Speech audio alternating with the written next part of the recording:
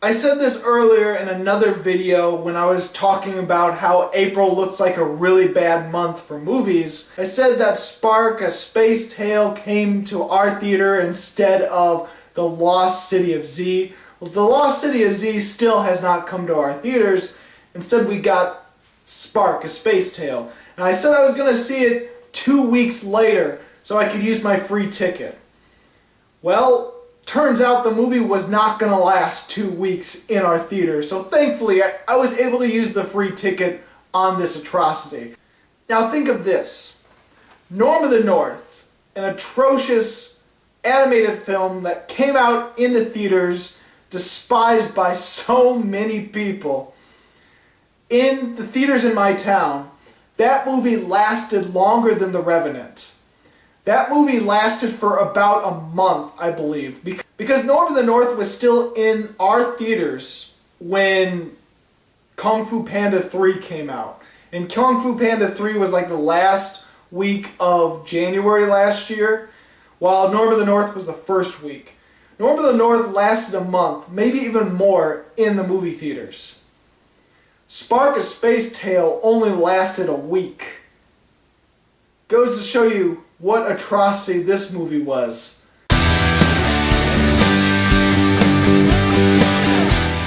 Spark, A Space Tale. You've probably never even heard of this movie unless you've seen my video of how April might be the new January of this year.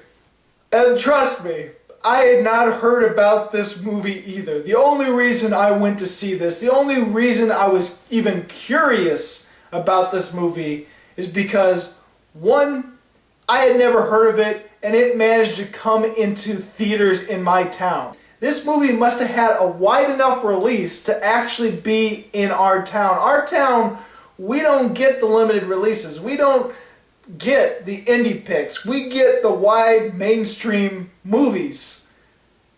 This came out instead of The Lost City of Z. We didn't get Free Fire either. But we got Spark, A Space Tale. So I felt like, as a movie reviewer, I had to go see this movie because if anything comes to a movie theater and I have not heard about the film in the slightest, I just had to see why our movie theaters picked this movie. Turns out this is just like Meet the Blacks for me. Another surprising movie I had never heard anything about, and turns out to be one of the worst films of the year. So what possibly could Spark, A Space Tale be about? Well, you ready for this one? Because it is both generic and ridiculously loony. Okay, here we go. Being that it's a space tale, this movie is set in space. It's a science fiction fantasy film, much like Star Wars. There is a fairly peaceful planet. Unfortunately, an evil ruler, the brother of the ruler of this planet, wants to take control, is jealous of the king, and, well, the evil brother tyrant releases a space kraken. You didn't hear me wrong, a space kraken. And these space krakens, oh my god, and these space krakens can open up a black hole with their ink. That is possibly the looniest part of this plot because the rest is generic. So this evil tyrant takes out almost half of the planet from this black hole to show his power, to show his dominance, and become the new evil ruler of this planet. Because the other ruler was actually peaceful. This is the evil ruler now. And now here is our young hero Spark. Well, as a young monkey, yes, he is a monkey. The planet is inhabited by monkeys, pigs, apes. Well, at least only one ape that I know of. Or that's shown in the movie at least.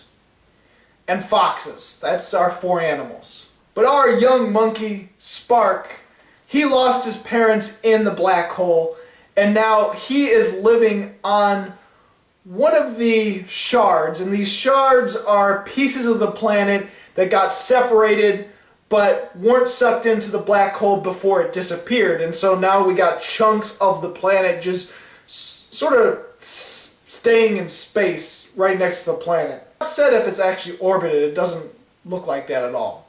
But he's living on the farthest shard, which is a dump.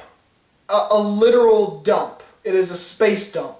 He's living on this shard with his friends, a pig and a fox. And the pig and fox are resistant fighters and going on missions, and Spark wants to go on missions, but he's only 13 years old and not ready. But he decides, I'm going to prove myself, I'm going to show them that I'm ready, and go on a mission in secret myself. And unfortunately, as you'd expect, he messes everything up, and now the movie is him trying to redeem himself and fix the messes he's made. That's as much as detail I want to go into, even though chances are you're not going to see this movie and wouldn't care if I spoiled everything to you. So yeah, that's what I saw on Tuesday after Fate of the Furious, and thankfully I used my free ticket and was able to because I did not want to spend a single cent on this movie. But as my movie reviews start, I like to start with the positive, and surprisingly enough, I did have some positives of this movie. For one, the voice acting in this movie is pretty damn good, especially at certain moments. While I was annoyed with characters of the film, I was never annoyed with the actual voice acting. And there was some pretty professional actors and actresses in this movie that I couldn't believe were in it until it showed the credits. I mean, let me go through them right now. Jessica Biel is the fox, and the fox is named Vix. Yeah, this is the level of naming we have in this movie, right? Vix, the fox. You know, Vixen. But yeah, Jessica Biel's in it. Susan Sarandon. Oh my god. I forgot that was the name of her character. Okay, she is a monkey robot, and she's sort of a nanny to Spark. So, guess what her name is? She's a nanny, and she's a monkey robot. Banani. The king and those loyal to him were sucked into the Kraken slick, along with your parents. And since that fateful day, Zong has ruled what remains of Banna with an iron fist, enslaving everyone except for Banani? Banani. Fucking Banani. Yeah, Susan Sarandon's in it as well. Hilary Swank is...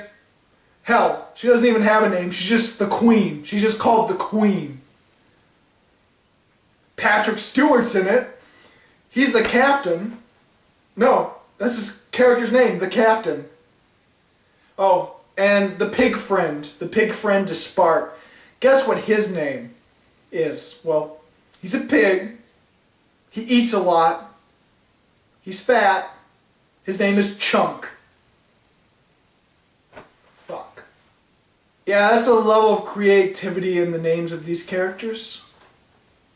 But anyway, yeah, the actors that were in it, the voice actors, were all pretty good, and a lot of the professional ones actually had moments in the film where it got serious and tragic and dark, and they weren't phoning it in. They weren't phoning it in, they were actually giving a performance, so I have to hand it to them. Well done. I still can't believe you're in this film, though. So yeah, the voice acting was fun. Even the evil villain was over the top. And, oh god, what was his name? Zong. Fucking Zong. That's the villain's name. Yeah, he was over the top crazy. He was an evil villain that's short. And so he was upset with people calling him little and stuff. And he wants to be big and bad and important. But he also hides behind his goons. He's that kind of villain, which you see hundreds of times. But he's over the top and maniacal and crazy, and so he had some fun. I mean, the voice actor definitely had some fun with him. So yeah, the voice acting was legitimately good in this film, I found. Another thing I found is, I don't know what to call this, because it's technically not cinematography. Is it still classified as cinematography? Because it's all computer animated. It's not like there's an actual camera being moved around and shifted around and stuff, but the framing, the movements, it actually looked pretty good. There is some decent cinematography in this film. There are moments in action sequences where you're following the character and the camera, or if you want to call it a camera, is filming it in a way that feels like, hey, if the animation was good, then this would be good. Unfortunately, the animation is crap. And there are some times where it is so bad that I found myself laughing at its ridiculousness. I mean, I did find it funny that it is a combination of so many frickin' films. Okay, do you want to know all the films that Spark a Space Tale feels like it rips off at least once in the film? Okay, here we go. It is a combination of Ratchet and Clank. Let's kick some asteroids! Meets Star Wars. Meets Shrek. Meets Tarzan at some points. Kind of like how Tarzan was sort of surfing through the vines and trees in the animated Disney classic. Yeah, frickin' Spark does stuff like that too. So it's got a little bit of Tarzan in it. What else does it have a little bit of? Oh, there's a Kraken in it, so I guess we've got to include Clash of the Titans. And you want to know what movie I didn't expect to show up in this film? Starship Troopers. Yeah, there's a point in this film with giant bugs, and people get captured. Spark goes to save them. These bugs show up in this cave. This one bigger bug comes down, and it's got a horn, and I'm thinking, holy crap, this turned into Starship Troopers, and it's gonna suck his brain out. Turns out none of that happens, of course. It's just a horn. It's not actually trying to suck his brains out, but it tries to stab him with this horn at least once. Then it just keeps trying to use its tail, which is stupid. Oh, and it has a little bit of Lion King in it as well. All those films, think of all those films mixed into one, and you got Spark a Space Tale. It was hilarious every time I saw another movie that it feels like it's ripping off. Alright, let's get to the bad. Okay, if you've seen any stills of this movie, if you've seen any trailers of this film, if I've shown any of that during my review, which hopefully I do, I don't know until I edit this film. But if you've seen any of that, I think it's almost obvious, very clear to see, this is some really low-grade animation, especially for a movie coming out in theaters. Now, honestly, maybe this would be good animation if this was a TV movie, or if this was part of a TV series, like a TV animated series, then this would be fine. This is a movie coming out in theaters. This is a movie that came out in theaters in my town. One theater, actually. It came out in one theater in my town. This is not the animation quality I expect to see in the movie theater. It just looks bad. It looks really bad and generic and bland. Humor in this movie. When I saw the trailer, finally saw the trailer because I'm like, I don't know what the hell this movie is. I gotta look it up before I go see it. Saw the trailer of this film. All the humor was just so awful. It was definitely for kids, and it just made me groan and annoyance because it's not even good, funny kid humor. Yeah, there's such a thing. This is lame, stupid, just childish, bad children humor. I believe in you, buddy. You just gotta prove that you're ready for more responsibility. I just pulled a muscle in my entire body. Just killing the prince, destroying another planet, and having the universe bow before me in fear. Oh, yes. Anyone up for some lunch? Sure, I guess so. Yeah. Okay, who's driving? I have a chance so long as I have this! This is gonna be a little more difficult. People of Vanna, Zong laid waste to our planet, but together, we're taking it back! Can we go to the bathroom first? Yes! It made me cringe, and it's even worse seeing it on the big screen and seeing jokes that didn't even make it into the trailer and were even worse than the jokes in the trailer.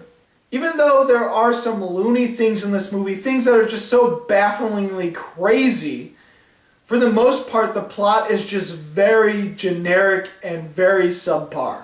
Trust me, if you've seen any fantasy film, if you've seen any adventure film, if you've seen any sci-fi fantasy film, you have seen this movie. There's nothing new added to the story and plot that this movie treads on. Actually, I thought of another thing that rips off a little bit, or at least, it probably doesn't rip off this, but there are some cartoons out there that have this very similar vibe. It almost has a Jimmy Neutron vibe, where whenever they're in space, they don't have to wear suits, they don't have to wear helmets, they don't have to have breathing apparatus. Nope, they can survive in space no matter what. It has that in this movie. No need to wear a suit. Or maybe they're just like, hey, we don't want to animate people in suits with helmets and space packs and things like that. We don't want to bother with that. Maybe they didn't have the budget or they were too lazy, I don't know. And also speaking of the generic plot and how it doesn't add anything to a plot that's been overdone, there isn't enough time in this movie to actually care about these characters. Not only are they annoying characters, they have names that are just so generic and bad, but we don't get any time to know any of these characters, even our main character. We don't get any time for them to develop, any time for them to actually have moments, any time for them to actually have some deep meaning to them. The movie is so quick, so short, so fast-paced that you don't get any time for that, and so all you get is action and the plot, but it's so generic and so bland that you have nothing to love about that either. It is only 90 minutes long, though. Still 90 minutes too long, but 90 minutes. God, I can probably go on and on about all the really stupid things in this movie, but I'm gonna wait till it comes out on DVD, and maybe then I can do an in-depth review of freaking Space, or Spark, A Space Tale. Oh, there's one other thing that I really found really terrible, because it doesn't establish this in the movie at all. It just suddenly, Spark can use the Force. No, I'm serious. He just suddenly uses the Force in this movie. Because there's a point where he finds out who his father really is and how his father actually was the good king. Oh yeah, surprise, surprise. Bet you didn't see that coming. No, it does. You probably have. The friggin' trailer reveals that. I'm telling you, this is as good as it gets. Huh? Your hand? Don't you realize what this is? What?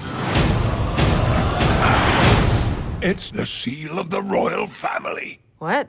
Your Highness? Spark is really a prince, and he sees the sort of shrine of his father because his father has died saving people, and so people put a shrine of his father, and with his father's staff, which is like a laser spear, like it's a double-sided spear with laser sparks, sort of electricity around it. It's also golden.